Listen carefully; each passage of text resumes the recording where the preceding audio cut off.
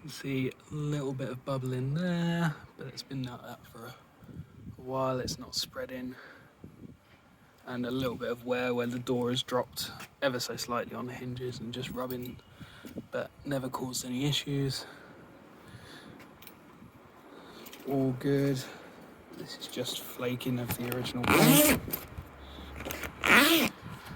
To undo the soft top, you just do the zips at the edge, and then there's a bar underneath here that just squeezes into this slot, as you can see, and has rubber seals on it so it doesn't leak.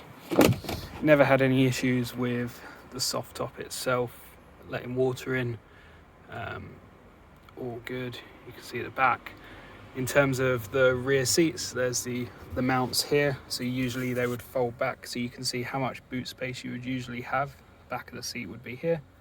So it's quite small, which is why we removed them. We didn't have any use for transporting people. The original wiring is here for if you wanted to have a hard top installed, and you can use the rear wiper.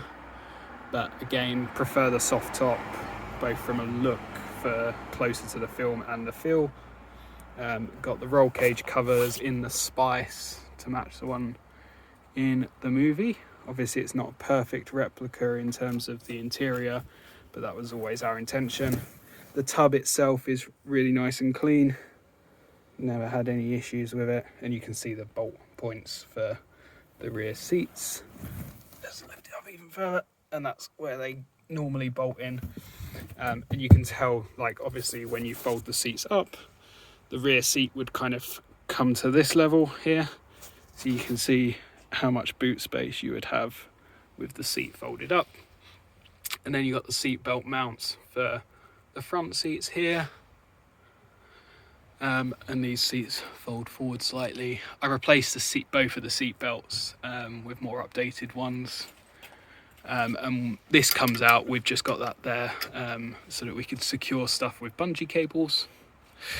I'll show you the front here. So obviously the side steps were added because we didn't have aftermarket ones. All of the wheels have been refurbed in the appropriate colours with the right wheels for the movie. The chassis itself is pretty good. Never had any issues. Spring suspension that we had replaced, which are all fully bedded in now. The right decals, gold colour, even though it's not called gold.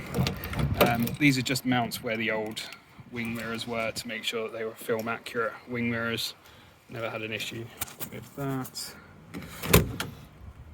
Inside, apologies for the rain, obviously it's been wet. The doors have got marks where they're old cast, slight bump there, but all been pretty good condition. Cup holders we added just for convenience. Very small glove box, but original with all the original stickers. Vents, move around, you can see close and open. Gear stick, center console, cables, cigarette lighter. Hasn't got a lock on it, but never had. There's some slight upholstery bits and pieces here, but never really worried about them to the point of getting them replaced. Original seats with the Jeep. Pioneer CD player sits behind it, but mainly just use the radio. All of the additional displays. Steering wheel. The steering wheel is always slightly off center when it's in lock-in position, so that's the normal with all wheels pointing forwards. You can see, like, all good underneath. Slight bits of moisture which caused some colouring, but it's never been. The only time we had a single piece of rust, we had it cut out and replaced with steel, fresh steel. Oh, and yeah, the original stickers up here. Wear seatbelt at all times. And information around the front. There's some slight marks somewhere. Have a look at those inside. There is a slight chip on the windshield, but it's not in the driver's zone, so it's not an MOT failure, so again, haven't got fixed. Underneath, again, really clean. You can see the new brake lines that got fitted not too long ago. Slight paint flaking on the suspension, but nothing a problem. And detachable sway bars there. There's wheel spacers behind the wheels itself, to make sure that you've got full turning circle with the wider wheels. New radiator that was all fitted, needed to be replaced. Bit of Christmas tree.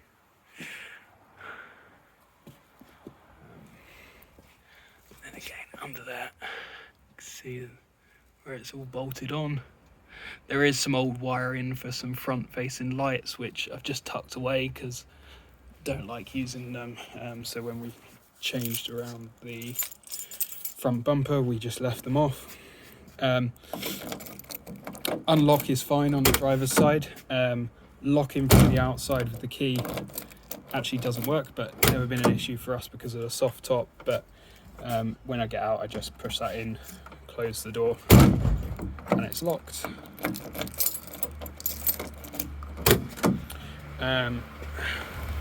Cup holders inside, all pretty clean, never had any issues.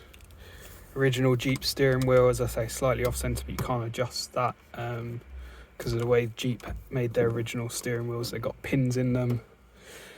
When you insert the key, there's a little latch. Oops, turn the heating off and the radio off. Always started well, never had any issues.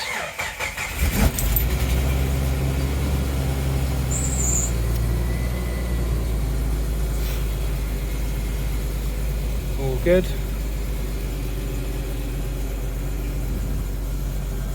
There's the small chip on the windshield there, ever so slight. Never had any issues with it. See inside, original stickers again. All good. 4x4 lever, which all works. 5-speed shift. And I'll show you under the bonnet while we've got the car running. So just 2 latches on the side. Put it down.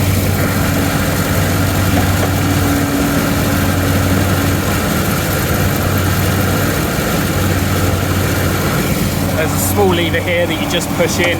Lock isn't working, but never had any issues again.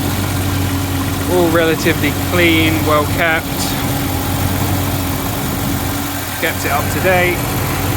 All the service parts have been done when they've come up. Anything that got recommended to us. Yeah, you can just see the water dripping through. Our steering. See a new oil filter on there.